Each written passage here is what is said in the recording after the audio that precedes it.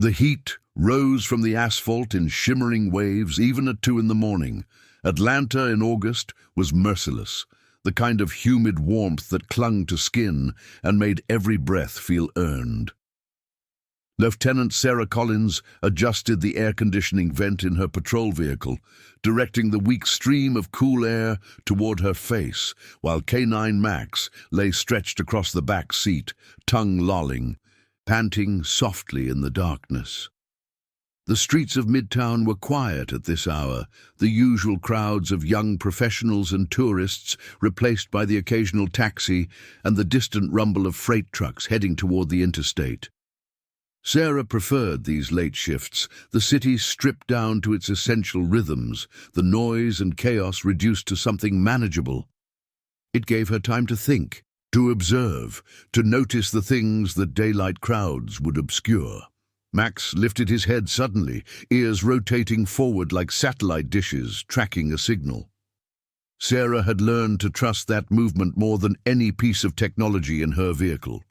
7 years together had created a language between them that transcended words, a communication built on shared danger and mutual dependence. She followed his gaze through the windshield, scanning the empty intersection ahead.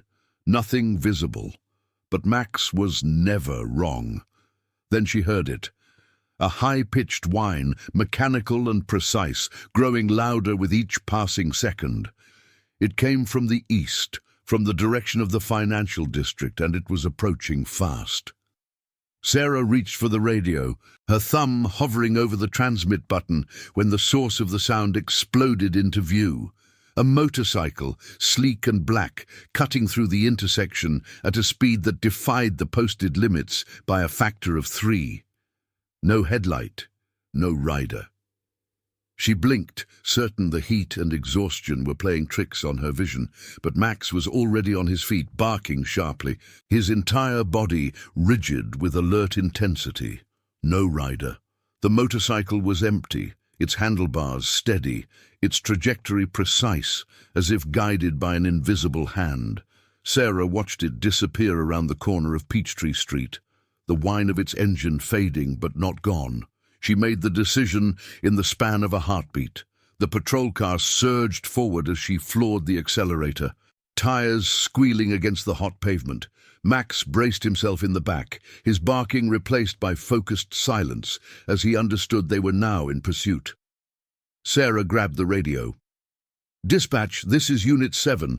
I have a visual on an unmanned motorcycle traveling northbound on Peachtree at approximately 180 miles per hour. Requesting backup and traffic control." The response came through crackling static. "Unit 7, confirm unmanned, no operator on the vehicle." "Confirmed. No rider visible. Vehicle appears to be operating autonomously. I am in pursuit." She could hear the confusion in the dispatcher's voice, the hesitation of someone encountering a situation that fell outside established protocols. "Copy that, Unit 7. Backup is en route. Use caution." "Use caution?" Sarah almost laughed. She was chasing a ghost motorcycle through the streets of Atlanta at 2 in the morning. Caution had already left the building. The motorcycle reappeared in her headlights as she rounded the corner, still maintaining its impossible speed, but now visible against the backdrop of darkened storefronts and empty sidewalks. Sarah pushed the patrol car harder, the engine protesting but responding, the gap between them slowly narrowing. Max pressed his nose against the mesh barrier separating the front and back seats, his breath coming in short, controlled bursts. She could feel his energy, his readiness, his absolute certainty that they would catch this thing and make sense of it. The motorcycle executed a perfect right turn onto 10th Street, no wobble, no deceleration, as if the laws of physics had been politely requested to step aside. Sarah followed, her own turn rougher, the patrol car's weight working against the maneuver, but ultimately cooperating. They were heading toward the Georgia Tech campus now, the streets narrower. The potential for civilian interference greater even at this hour. Sarah reached for the radio again. Dispatch, suspect vehicle now heading west on 10th Street toward Georgia Tech.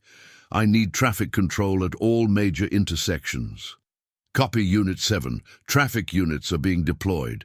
The motorcycle showed no signs of slowing. If anything, it seemed to be accelerating, its engine whine climbing to a higher pitch. Sarah watched the speedometer in her own vehicle climb past 100, then 110, then 120. The patrol car was approaching its limits. Ahead, the intersection with Spring Street was rapidly approaching. A traffic unit had managed to position itself across the roadway, lights flashing, creating a makeshift barricade. Sarah felt a moment of hope. The motorcycle adjusted its course by precisely 3 degrees, threading the needle between the patrol car and a concrete barrier with inches to spare on either side. It never slowed. Sarah cursed under her breath and continued the pursuit. They passed the campus, the Gothic architecture of Tech Tower briefly visible in the corner of her vision, then plunged into the industrial zone that bordered the western edge of Midtown. Warehouses and distribution centers replaced the shops and restaurants, the streets becoming rougher, less maintained. The motorcycle finally began to show signs of changing behavior. Its speed decreased slightly, and it started making more frequent turns, as if searching for something or trying to lose its pursuit. Sarah stayed with it, her focus narrowed to the single point of that black machine moving through the darkness. Max growled low in his throat, a sound she had come to associate with proximity to danger. Not distant danger, not theoretical danger, but the kind that was close enough to touch. The motorcycle made one final turn, diving into a narrow alley between 2 abandoned warehouses. Sarah followed without hesitation, the patrol car barely fitting between the rusted walls, and then it stopped. The motorcycle stood upright in the middle of the alley, perfectly balanced on some internal gyroscope, its engine still running, but its forward motion ceased. Sarah brought the patrol car to a halt 20 feet away, her headlights illuminating the machine in stark detail. It was beautiful, in the way that weapons are sometimes beautiful. Matte black finish, angular bodywork that suggested both speed and aggression. No visible badging or manufacturer marks. The seat was empty, as she had observed, but now she could see the modifications that had been made. Sensors mounted where mirrors would normally be, a small antenna array protruding from the rear cowling, and beneath the seat, a compartment that bulged slightly, its surface reinforced with what looked like Kevlar weave. Sarah opened her door slowly, her hand moving to her service weapon. Max was already at the mesh barrier, his entire body vibrating with the need to be released. "Stay," she commanded, her voice firm. She approached the motorcycle with her weapon drawn, her eyes scanning for any sign of remote operation or trap. The machine remained stationary, its engine idling with mechanical patience. Up close, she could see more details. The sensors were high-end, military or aerospace grade. The antenna array was designed for long-range communication, the kind that could maintain contact with a controller miles away. And the compartment beneath the seat was secured with a biometric lock, its surface smooth and unmarked. Sarah reached for her radio. "Dispatch, I have the vehicle stopped in an alley between warehouses on Marietta Street, near the rail yards, requesting bomb squad and technical support. Copy Unit 7, units are en route, ETA 15 minutes. 15 minutes was a long time to stand next to something that might be designed to explode. She circled the motorcycle slowly, looking for any indication of what it might be carrying or who might have sent it. The technology was clearly advanced, far beyond anything available to ordinary citizens or even most criminal organizations. This was government-level equipment, the kind that came with classified designations and restricted access. Max barked from the patrol car, sharp and insistent. Sarah turned back to see him pawing at the door, his attention fixed on something beyond her field of vision. She followed his gaze and saw the figure emerging from the shadows at the far end of the alley. Male, tall, dressed in dark clothing that blended with the surrounding darkness. He walked with the controlled confidence of someone who expected to be in this situation, who had planned for it. Sarah raised her weapon. "Atlanta Police, stop where you are and show me your hands." The figure stopped but did not raise his hands. "Lieutenant Collin," he said, his voice carrying easily in the still air. "I was hoping it would be you." The use of her name sent a chill down her spine, despite the heat. "Identify yourself." "My name isn't important. What's important is what's in that compartment." He gestured toward the motorcycle. "And what you're going to do with it." "I said identify yourself.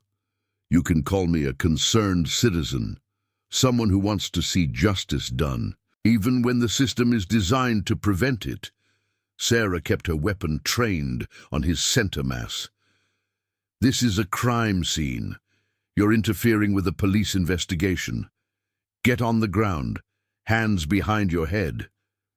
The man smiled, though she could barely see his features in the darkness. "I'm not here to interfere, Lieutenant. I'm here to help. That motorcycle is carrying evidence.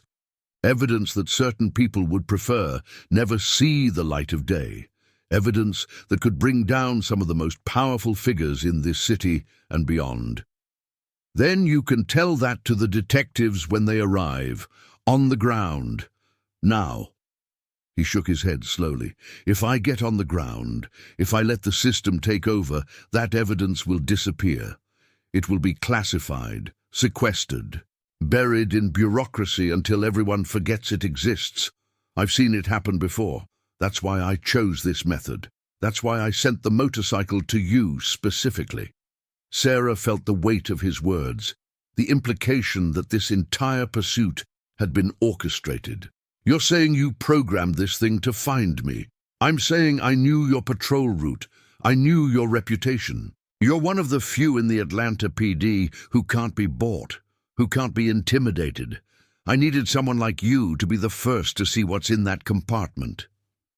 "And what is in that compartment?" The man took a step forward. Sarah's finger tightened on the trigger. "Documents," he said. "Financial records, communications, proof that a network of officials, both local and federal, have been using autonomous vehicle technology to traffic weapons, drugs, and people across state lines. The motorcycle you stopped tonight is one of dozens. They move at night, follow programmed routes, avoid detection. No human driver means no human witness, no trace except the cargo they deliver." Sarah's mind raced through the implications. Autonomous trafficking. It was elegant in its simplicity and terrifying in its potential. No criminal to arrest at the point of delivery, no witness to flip, just machines moving product with inhuman efficiency. "Even if what you're saying is true," she said, "there's a process. Evidence has to be handled properly or it's worthless in court." "Court?" The man laughed bitterly. "You think this will ever see a courtroom? The people involved have judges in their pockets, prosecutors, politicians. The only way this information sees the light of day is if it goes public before they can suppress it." Max was still barking in the patrol car, his warnings becoming more frantic. Sarah could hear sirens in the distance, her backup finally approaching. "Make your choice, Lieutenant," the man said. "Let the system handle this and watch it disappear, or take control yourself and make sure the truth comes out." The sirens grew louder. Sarah could see flashing lights reflecting off the warehouse walls. The man began to back away, retreating into the shadows from which he had emerged. "The biometric lock is keyed to K-9 DNA, specifically to a Belgian Malinois. The designer had a sense of humor, I suppose.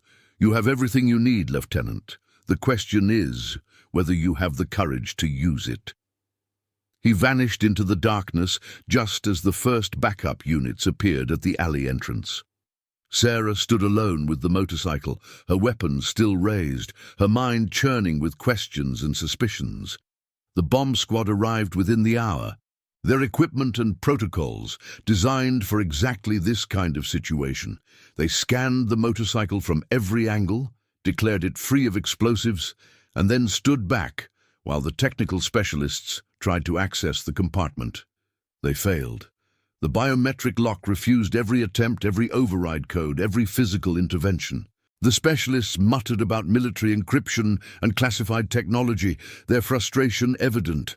Sarah watched from a distance, Max now at her side, the K-9 having been released from the patrol car to conduct his own assessment.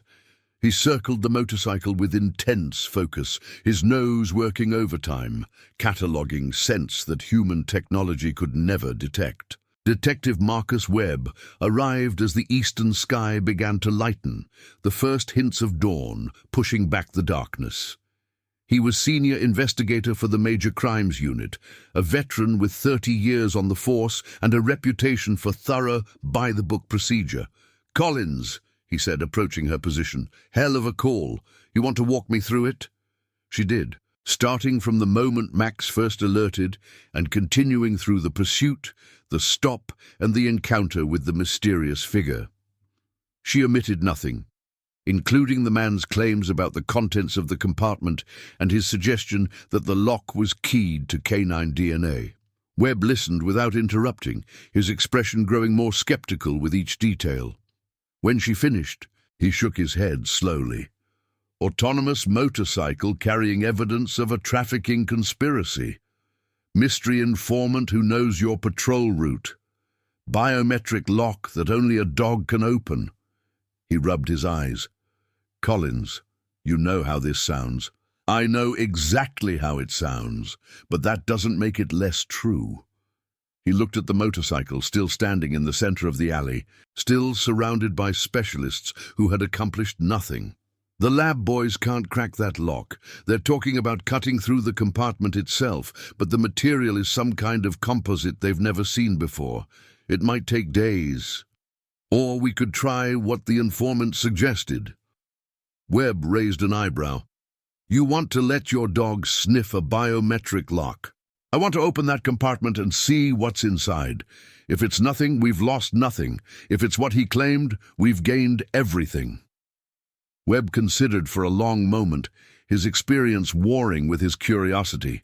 Finally, he shrugged. "Your dog, your call. Just don't tell anyone I approved this." Sarah led Max to the motorcycle, his leash loose in her hand, giving him freedom to move as he chose.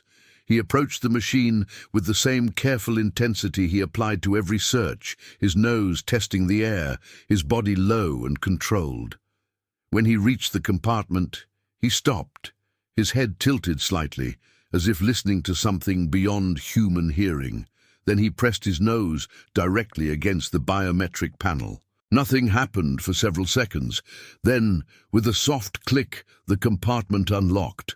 Sarah felt her heart rate spike as she reached for the lid. Around her, she could sense the sudden attention of every officer and specialist in the alley. The compartment contained a single item, a hard drive, matte black and roughly the size of a paperback book, with no visible connections or interfaces. It looked almost primitive compared to the advanced technology of the motorcycle itself. Sarah lifted it carefully, half expecting alarms or booby traps. Nothing happened. The hard drive sat in her palm, surprisingly light, completely inert. Webb approached, his expression a mixture of curiosity and concern. "That's it. No drugs, no weapons, just a hard drive." The informant said documents, financial records, communications. If he was telling the truth, everything is on this drive. "If, that's a big if, Collins." She looked at the hard drive, then at Max, who had retreated to her side and was watching her with patient confidence. He had done his part, now it was her turn. "We need to get this to the digital forensics unit," she said, "and we need to keep it quiet. If the informant was right about people wanting this suppressed, we can't let them know we have it." Webb nodded slowly, understanding the implications. "I'll handle the chain of custody personally. No paperwork beyond what's absolutely required. We keep this between us until we know what we're dealing with. It was a risk, a deviation from standard procedure that could cost both of them their careers if it went wrong. But Sarah had spent years learning to trust her instincts, and her instincts were telling her that something about this night was different, something important. The sun was fully up by the time the scene was processed and cleared. The motorcycle was loaded onto a flatbed truck and taken to the impound lot for further analysis. The hard drive went with Webb, secured in an evidence bag with minimal documentation. Sarah and Max returned to the station to file their reports, the adrenaline of the pursuit replaced by the grinding fatigue of paperwork and bureaucracy. She kept the report factual and sparse, describing the pursuit and stop without speculation about the contents of the compartment or the identity of the informant. By noon, she was home, her apartment dark and cool after the intensity of the night. Max settled into his bed with a contented sigh, his work done, his body demanding rest. Sarah lay on her own bed, staring at the ceiling, unable to quiet her thoughts. The informant's words echoed in her mind, proof that a network of officials, both local and federal, have been using autonomous vehicle technology to traffic weapons, drugs, and people across state lines. It sounded like conspiracy theory, the kind of paranoid fantasy that populated message boards and talk radio. But the motorcycle was real, the technology was real, and the hard drive was now in the hands of people who could determine whether the claims were real as well. She slept fitfully, her dreams filled with machines moving through darkness and shadows speaking in riddles. The call came 3 days later. Webb's voice was tense, controlled, but with an undercurrent of excitement that Sarah had rarely heard from the veteran detective. "We need to talk, not at the station, somewhere private." They met at a diner on the outskirts of the city, the kind of place where cash was preferred and questions were few. Sarah brought Max, unwilling to leave him behind when the situation felt so uncertain. Webb was already there when she arrived, sitting in a back booth with a view of both exits. He looked like he hadn't slept in days. "The drive," he said without preamble as she slid into the seat across from him. "The forensics team finally cracked it. Collins, you have no idea what we're dealing with. Tell me." He leaned forward, his voice dropping to barely above a whisper. The informant was telling the truth. All of it. The drive contains records going back 8 years. Financial transactions, communications, logistics data. They've been running an autonomous trafficking network right under our noses. Drugs, weapons, counterfeit currency, and yes, people. Dozens of routes, hundreds of shipments, millions of dollars. Sarah felt the weight of the information pressing down on her. "Who's involved?" Webb's expression darkened. "That's the problem. The names on these records include 2 city council members, a state representative, the deputy commissioner of police, and a federal judge, and those are just the ones we've identified so far." The deputy commissioner, Sarah's immediate superior in the chain of command, the man who signed off on her assignments, her evaluations, her career progression. "What's the play?" she asked. "Officially, there is no play. This information is above my pay grade. Above your pay grade, above everyone's pay grade. If we take this through normal channels, it gets buried. The people on this list have enough power to make it disappear and make us disappear along with it."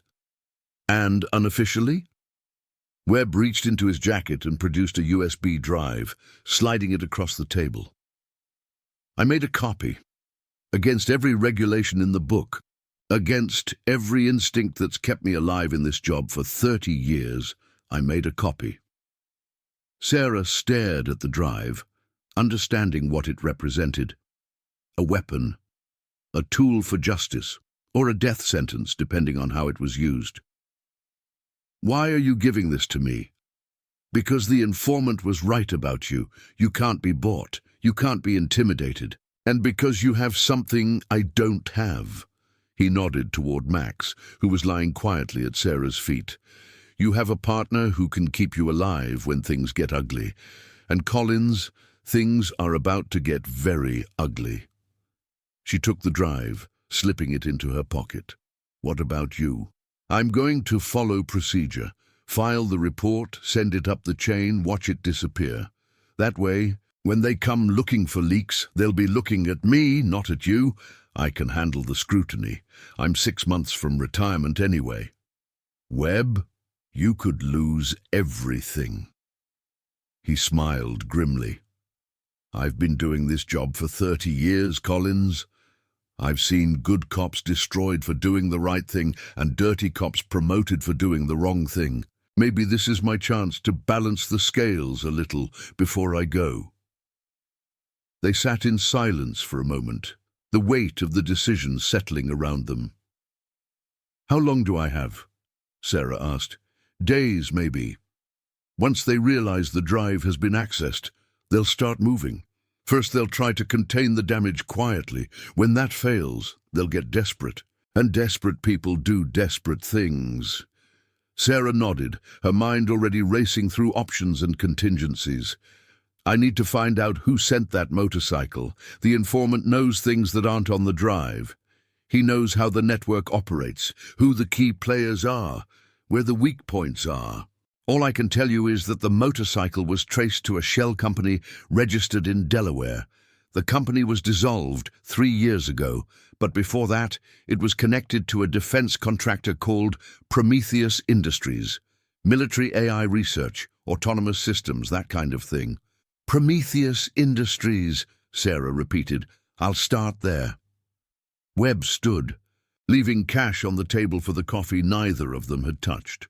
"Watch your back, Collins. These people have reach. They have resources, and they have no compunction about eliminating threats." "I've been threatened before. Not like this. This is different. This is systemic. The corruption goes so deep that they don't even see it as corruption anymore. It's just business. You're not fighting criminals. You're fighting an institution." He walked away without looking back, leaving Sarah alone with her thoughts and her partner. Max lifted his head, his brown eyes meeting hers with quiet understanding. He knew something had changed, could sense the tension in her body and the shift in her energy. He didn't need words to know that they were about to enter dangerous territory.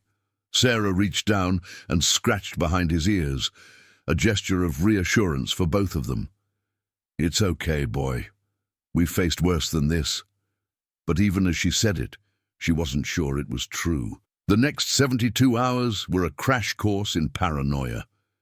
Sarah moved through her days with heightened awareness, noticing things she had previously ignored, the same car appearing in her rearview mirror 3 times in one morning, a new face among the regular staff at her gym, a momentary flicker in her apartment's power grid that could have been nothing or could have been someone testing her security systems. She told no one about the drive, not her colleagues, not her friends, not her family. The fewer people who knew, the fewer targets there would be if things went wrong. Her research into Prometheus Industries revealed a tangled web of contracts, subsidiaries, and connections that seemed designed to obscure rather than illuminate. The company had been founded 15 years earlier by a former MIT professor named Dr. Richard Vance, specializing in artificial intelligence applications for military use.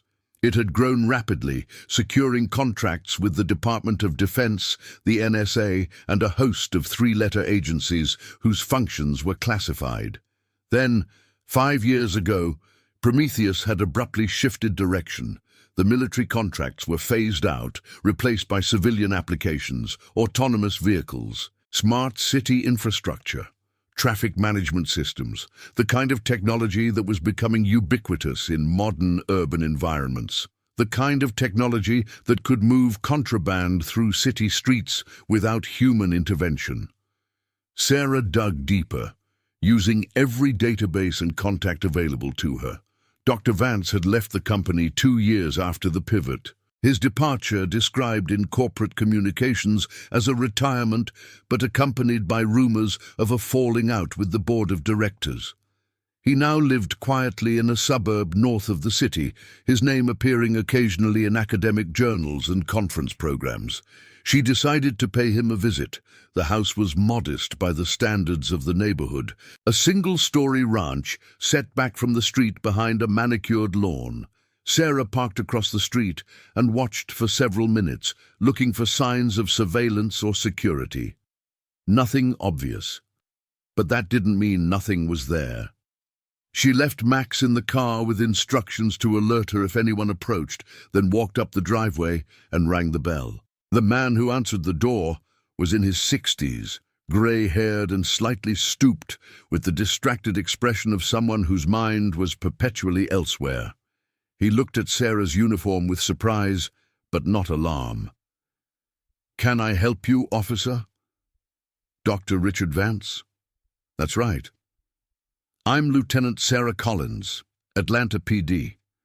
I have some questions about Prometheus Industries. May I come in?"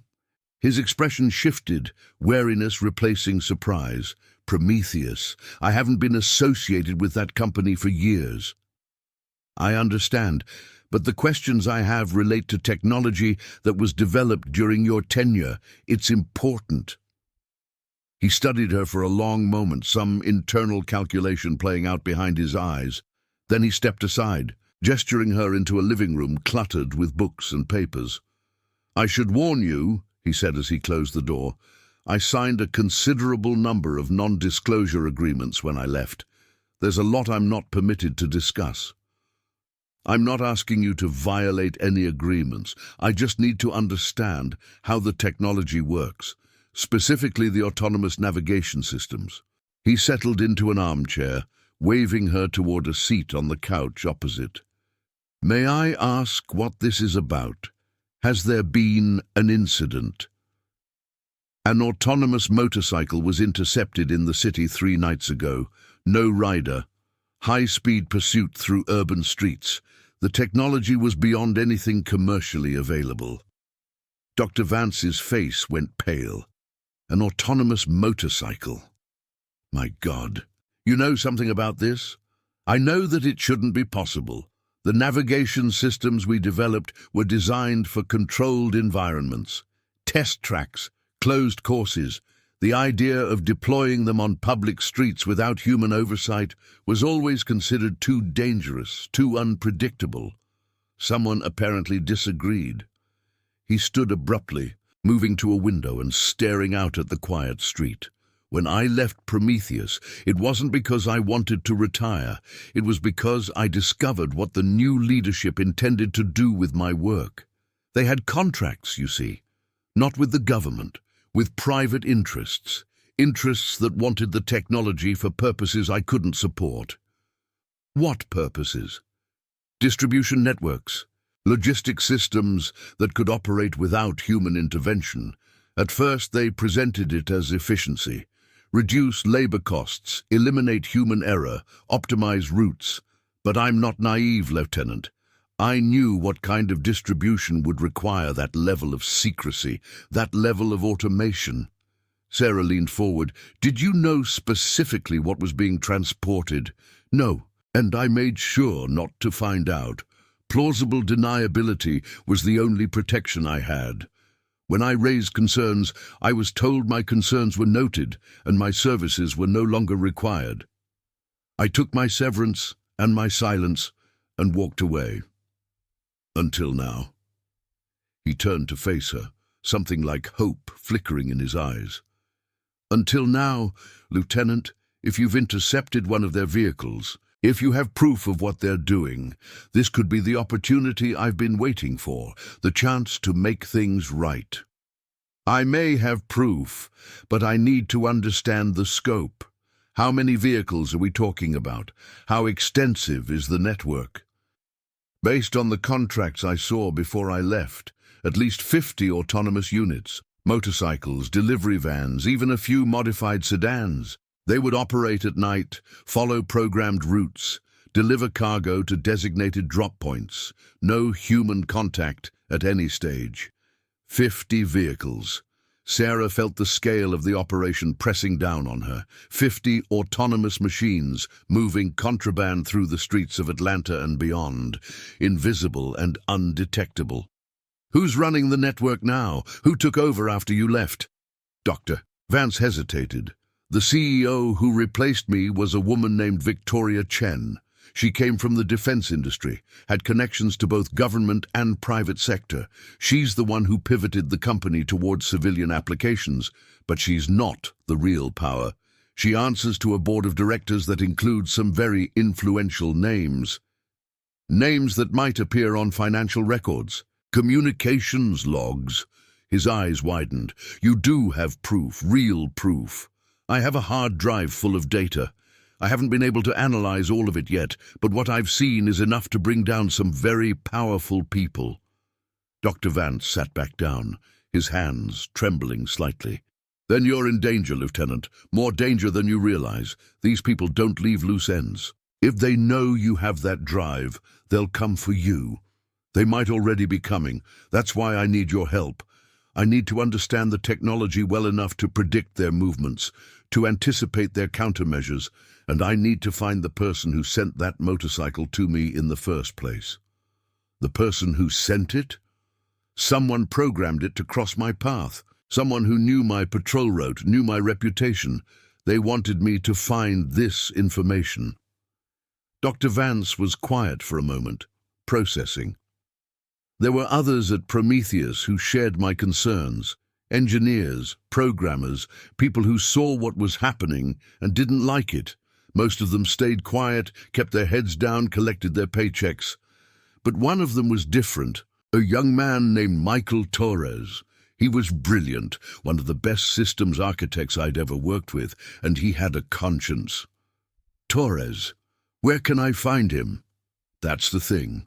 He disappeared about a year after I left.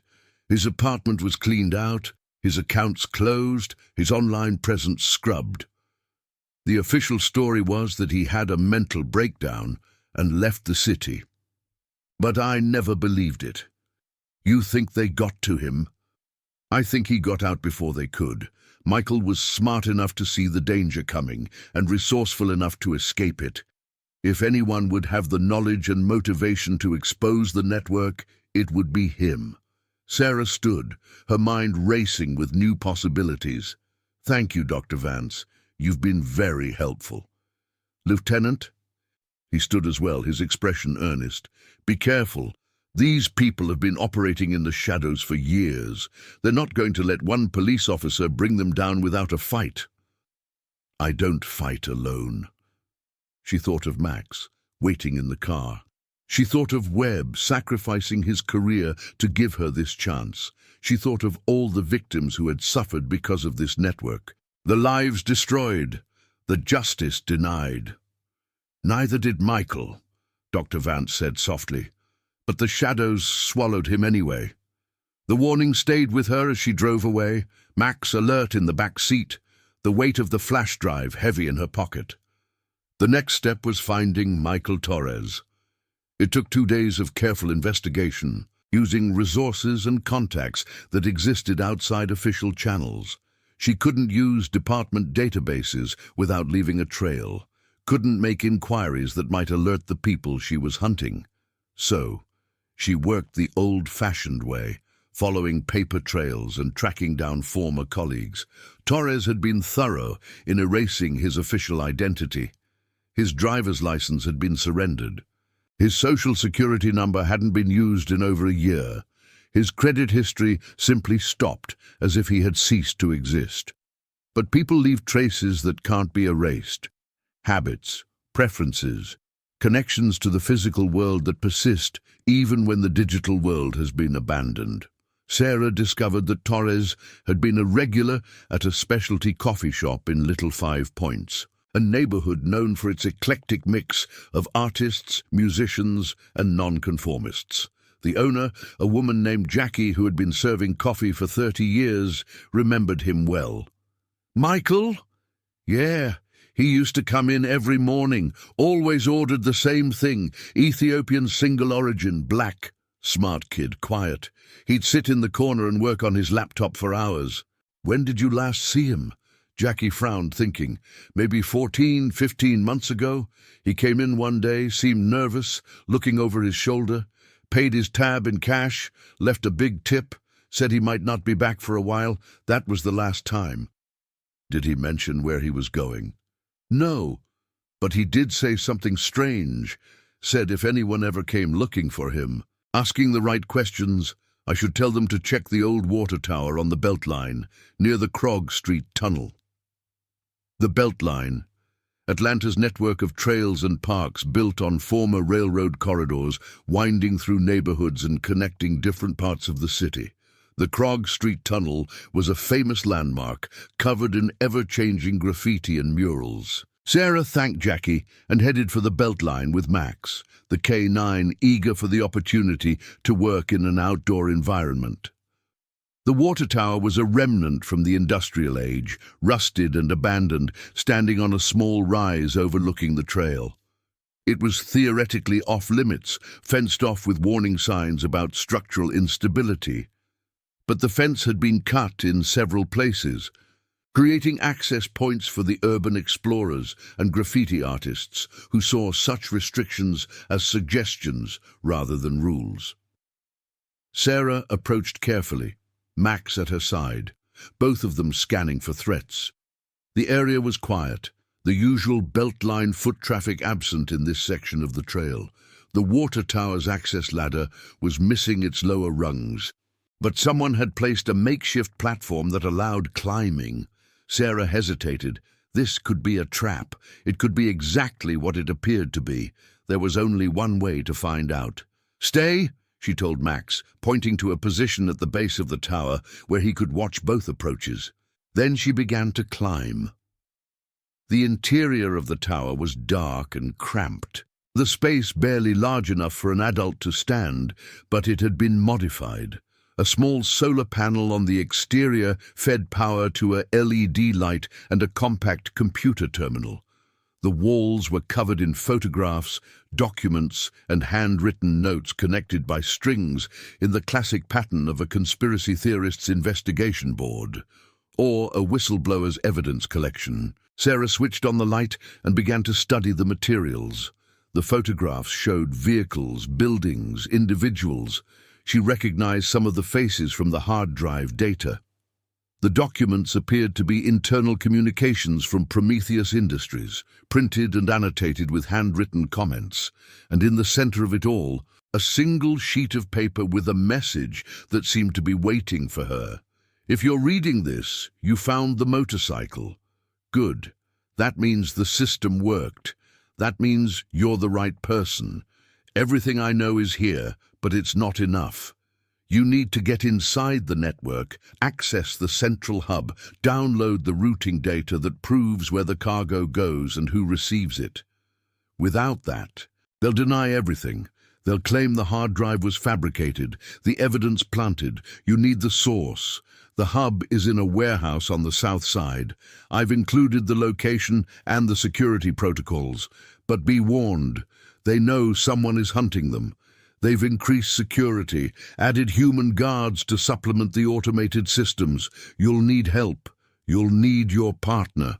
Good luck, Lieutenant Collins. I hope you're as good as they say. MT Michael Torres." He had been preparing for this moment, waiting for someone to find his breadcrumbs and follow them to their conclusion, and he had left her a map to the final destination. Sarah photographed everything in the water tower, knowing she might need the documentation later. Then she descended to where Max was waiting, his tail wagging with the relief of seeing her return safely. "Good boy," she said, rubbing his ears. "We've got work to do." The warehouse was in an industrial area south of downtown, part of a complex that had once housed manufacturing facilities but now stood mostly empty. The building Torres had identified was larger than its neighbors, its windows darkened, its parking lot occupied by several unmarked vans. Sarah conducted surveillance for 2 days, mapping the security routines and identifying patterns. Torres had been right about the increased measures. Armed guards patrolled the perimeter every 30 minutes. Cameras covered every approach. And there was something else. Something she spotted only because Max alerted her to it. Drones. Small, nearly silent, they swept the area at irregular intervals, their cameras and sensors providing an additional layer of protection. Getting in would be almost impossible alone. But she wasn't alone. On the third night, Sarah made her move. She approached from the east, using the rail yard as cover, Max moving silently at her side. They had done this kind of work many times before, infiltrating dangerous locations, relying on each other's strengths to overcome obstacles. But this was different. This wasn't a drug raid or a hostage situation. This was something larger, something that could expose corruption at the highest levels of government. The first guard was easy. Max circled around behind him while Sarah created a distraction, then took him down with a controlled bite to the forearm, the man's scream of pain muffled by the industrial noise from a nearby facility. Sarah secured him with zip ties and moved on.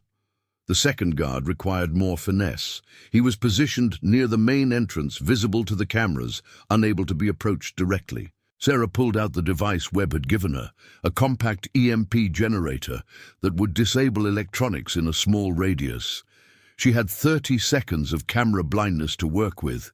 She activated the device and ran, Max keeping pace, the two of them covering the distance to the entrance in a sprint. The guard turned at the sound of their approach, reaching for his weapon, but Max was faster. The K-9 hit him at full speed, driving him backward into the wall, while Sarah disarmed him and applied the zip ties. They were inside. The warehouse interior was a revelation. Row after row of autonomous vehicles, some motorcycles like the one she had intercepted, others vans and cars modified with the same sensor arrays and antenna systems. Dozens of them, maybe more, all waiting for their next deployment. In the center of the space, a raised platform held computer terminals and monitoring equipment. This was the hub Torres had described, the central nervous system of the entire network. From here, routes were programmed, deliveries were scheduled, cargo was tracked. Sarah moved toward the platform, Max staying close, his ears constantly rotating to detect any approaching threat. She reached the first terminal and plugged in the USB drive Torres had left for her, the one she had found hidden in the water tower's computer system. A progress bar appeared on the screen. Data transfer in progress. Estimated time 8 minutes. 8 minutes was an eternity in hostile territory. She heard them before she saw them. Footsteps, multiple sets, approaching from both ends of the warehouse. The reinforcements had arrived. "Atlanta PD!" she shouted, her weapon drawn. "Stop where you are!" But these weren't ordinary guards. They moved with military precision, spreading out to surround her position, their weapons raised and ready, and leading them was a woman Sarah recognized from the hard drive photographs. Victoria Chen, CEO of Prometheus Industries, the face of the network. "Lieutenant Collins," Chen said, her voice calm and controlled. "You've caused us quite a bit of trouble. I have to admit, I didn't expect a patrol officer to get this far." "It's over, Chen. The evidence is already being transmitted. Even if you stop me, the data will reach the authorities." Chen smiled, a cold expression that never reached her eyes. "What authorities? The deputy commissioner who's been on our payroll for 5 years? The federal judge who signs our warrants? The state officials who approved our contracts? You have no idea how deep this goes, Lieutenant. There are no authorities who can help you." Max growled, a low rumble of threat that drew the attention of several guards. "And that must be the famous K-9 Max," Chen continued, "the dog that opened the biometric lock. We designed that feature as a joke, you know, a way of showing that our technology could be secured against human interference while remaining accessible to animals. We never expected it to be our undoing." "Then you should have been more careful." "Perhaps, but we can still contain this situation. The data transfer won't complete if the terminal is destroyed. She gestured to one of her guards, who raised a weapon aimed at the computer equipment. Sarah calculated her options. 8 guards at least, all armed, positioned to catch her in a crossfire if she tried to fight. The terminal was too far to reach before they could shoot it, but Max wasn't near her. Max had quietly positioned himself behind the guard with the weapon, waiting for the command that Sarah hadn't yet given. "Last chance, Lieutenant," Chen said.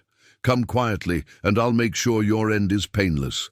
Keep fighting, and I'll make an example of you that will discourage anyone else from trying to expose us." Sarah looked at Max. He looked back at her, his body coiled with tension, his eyes bright with readiness. "Now," she said softly.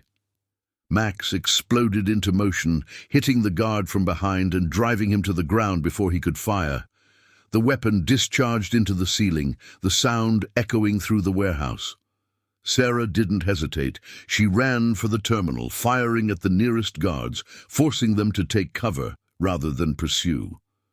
Behind her, Max was a whirlwind of teeth and muscle, keeping the guards off balance, buying her the time she needed. The progress bar showed 70% complete.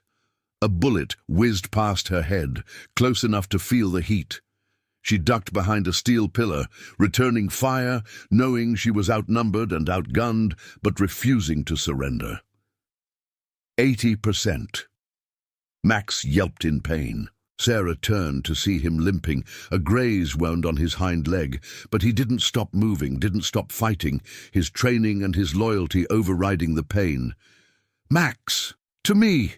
He came, hobbling but determined, reaching her position behind the pillar as the guards closed in. 90%. Chen's voice cut through the chaos. "Enough. You can't win this, Collins. Accept the inevitable." Sarah looked at the terminal. 95%. Then the progress bar stopped. "Network connection severed," the screen displayed. "Transfer incomplete." Chen laughed, a triumphant sound that echoed off the warehouse walls. "Did you think we wouldn't have fail-safes? The moment you started the transfer, our systems detected the intrusion and cut the connection. Whatever data you managed to send is useless fragments, incomplete, inadmissible." Sarah felt the weight of failure pressing down on her. All of this, the pursuit, the investigation, the risk, had been for nothing. But then she looked at Max, still standing despite his wound, still ready to fight, and she remembered what had brought them here in the first place: the motorcycle, the informant, the game of cat and mouse that had led her through the shadows. "You're wrong," she said. "The data isn't useless, because it's not the only copy." Chen's smile flickered. "What are you talking about?" "Michael Torres. He didn't just leave me the tools to access your system. He left me the backup. Everything that's on your servers is also on a drive that I hid before coming here. Even if you kill me, even if you destroy every piece of evidence in this warehouse, the truth is already out there, waiting." It was a bluff. Partially. Torres had given her the tools, but she had no idea if there was actually a backup. She was gambling that Chen didn't know either. The guards hesitated, looking to their leader for direction. Chen's expression had hardened, the confidence replaced by calculation. "You're lying? Maybe, but are you willing to bet everything on that? Because here's what I know. Torres was smart enough to program a motorcycle to find me, smart enough to evade your surveillance for over a year, smart enough to build this entire case without you ever knowing. Do you really think he didn't plan for this scenario?" The silence stretched between them, tension building with each passing second. Then Sarah heard the most beautiful sound of her career. Sirens, dozens of them, coming from every direction. Chen's face went pale. "That's impossible. Our contacts in the department would have warned us." "Your contacts don't know, because the call didn't come from me. It came from someone who's been watching this warehouse for months, waiting for the right moment. Someone who knew exactly when to bring in the cavalry." Detective Webb. He had played his part perfectly, maintaining the appearance of compliance while secretly preparing for this moment. The backup Sarah hadn't known she had.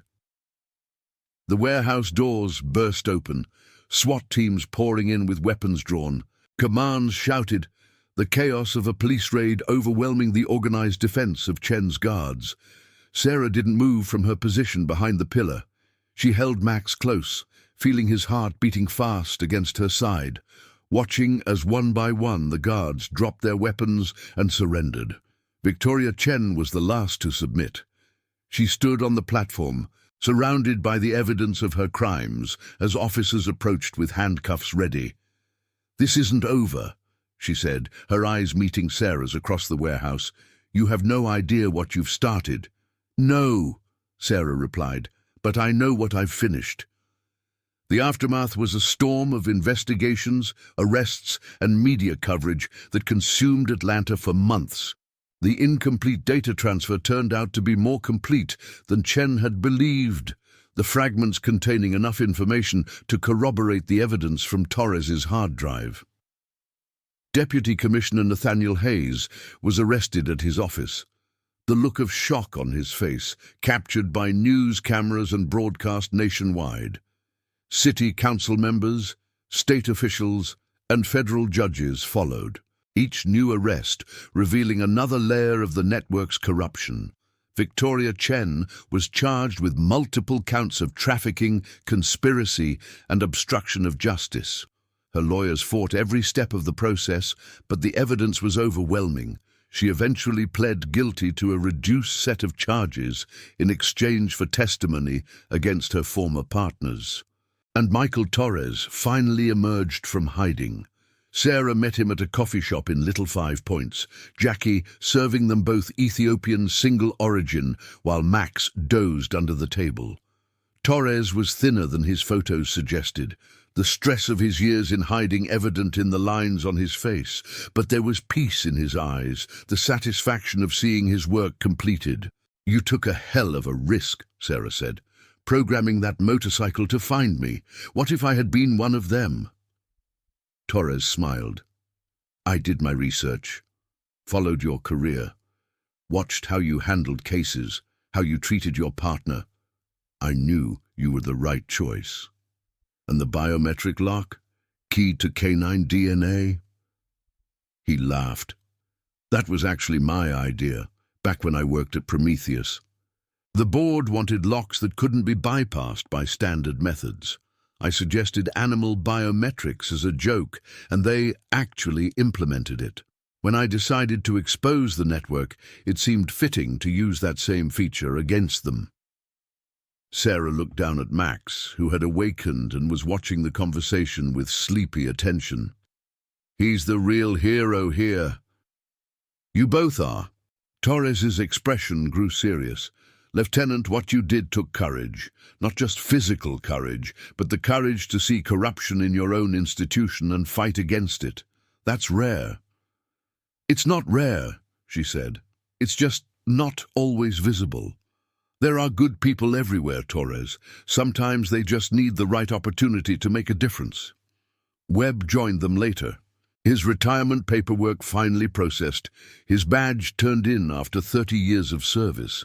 He looked more relaxed than Sarah had ever seen him, the burden of the job finally lifted from his shoulders. "Hell of a run," he said, settling into the booth with a grunt of effort. "Never thought I'd go out on something this big." "Any regrets?" "About the career? Plenty. About this case? Not a single one." He raised his coffee cup in a toast to unlikely allies and impossible victories. They drank together, 3 people and 1 dog who had taken on a system designed to crush them and emerged victorious. But Sarah knew the victory was incomplete. The network had been exposed, its leaders arrested, its operations shut down. But the conditions that had allowed it to flourish remained. The corruption, the complacency, the willingness to look the other way when profits were on the line.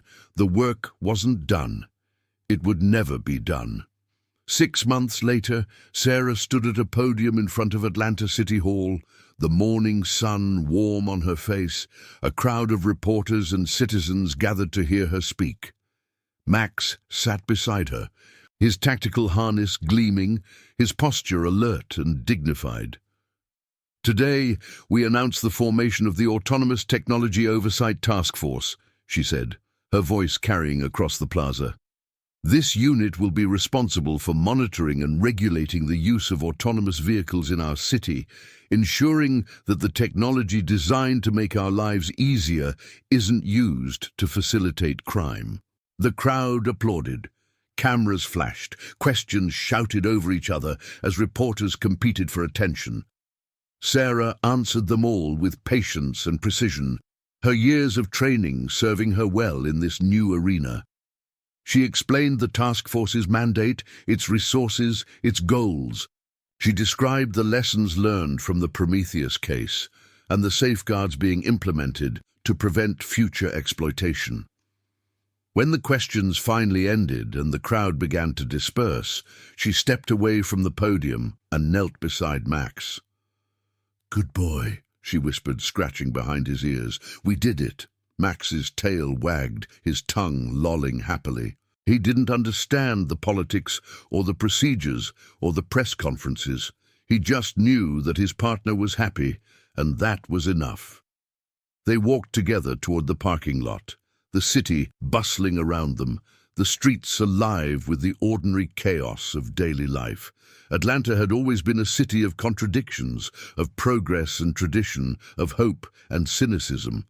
But it was Sarah's city, her home, and she would protect it with everything she had. Her phone buzzed, a text from an unknown number. "Well done, Lieutenant, but there's more work to do. New networks forming, new threats emerging. When you're ready, the motorcycle knows how to find you. MT." Sarah smiled and deleted the message. Torres was right. There would always be more work, more threats, more battles to fight. But she wasn't worried. She had Max. She had Webb. She had a team of good cops who believed in justice and were willing to fight for it. And somewhere out there, a black motorcycle waited patiently for its next mission.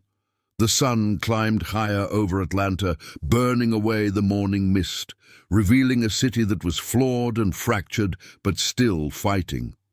Sarah Collins looked at her partner, felt the familiar weight of duty settling onto her shoulders, and walked forward into whatever came next. Together, always together. She had started this journey as a patrol officer, doing her job, following procedure, trusting the system. She was ending it as something more, a leader, a symbol, a reminder that even in a world of autonomous machines and faceless networks, individual courage still mattered. Max barked once, a sound of pure joy, and bounded toward the car. Sarah laughed and followed, her heart lighter than it had been in months. Tomorrow would bring new challenges, new cases, new opportunities to make a difference. But today, right now, in this moment of sunshine and satisfaction, everything was exactly as it should be. And that was enough. The story of the autonomous motorcycle had ended. But the story of Lieutenant Sarah Collins and K-9 Max was just beginning. They drove away from City Hall, the Atlanta skyline gleaming in their mirrors. The road ahead open and full of possibility. Whatever came next, they would face it together. That was the promise they had made to each other 7 years ago, on the day they first became partners. It was a promise they had kept through every danger, every challenge, every moment of doubt and fear. And it was a promise they would keep forever, because that's what partners do. Sarah reached back and roughed Max's ears one more time, feeling his warmth, his loyalty, his unconditional love. "Ready for the next adventure, buddy?" Max's answer was a lick to her hand and a wag of his tail. She took that as a yes. The patrol car merged into traffic, becoming just one more vehicle among thousands, anonymous and unnoticed. But inside, 2 heroes were preparing for their next mission. The city didn't know it yet, but help was always just a radio call away. Lieutenant Sarah Collins and K-9 Max were on duty, and they always would be.